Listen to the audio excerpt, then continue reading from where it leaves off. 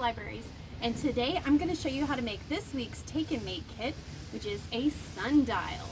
Now, this is a really cool activity because this project will help you to tell the approximate time using the position of the sun.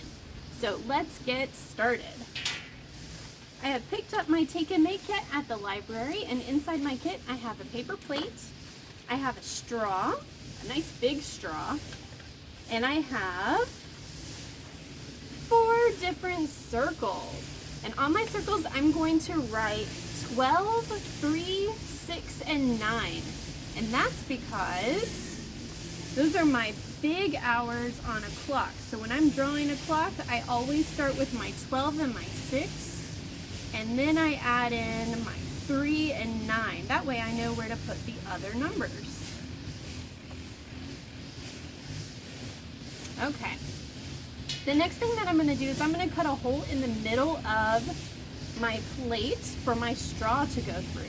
And you may have to bend your plate just a little bit, but you're going to try to get your hole right in the middle of your plate. And you can do this with a pair of scissors, and I recommend asking a parent or an older sibling for help on this project. I'm going to just poke my hole through here, I think. There we go. And you don't want it to be too big because you want your straw to be able to go through and stand up on its own. So I'm just cutting a little hole, and I can test it out by putting my straw in here. Whoops. And see if it stands up. And there you go, it works. So now I can add on my numbers. I'm going to start with the 12, and I'm going to put that at the very top of my clock.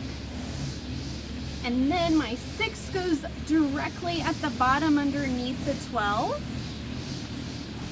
3 goes on one side, whoops, between the 3 and the 6.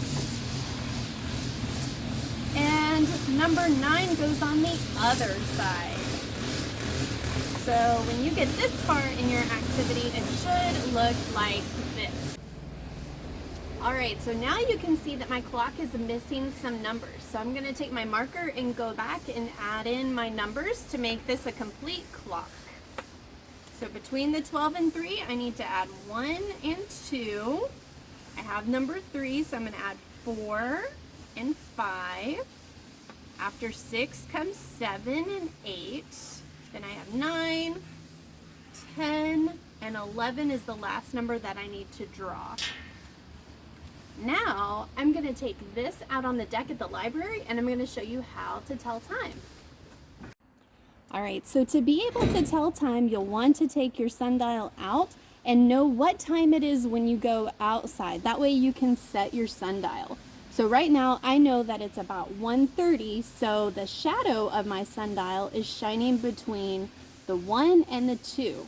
Now, if I leave this outside in the sun's position is going to move, and that's going to make the shadow of the straw move.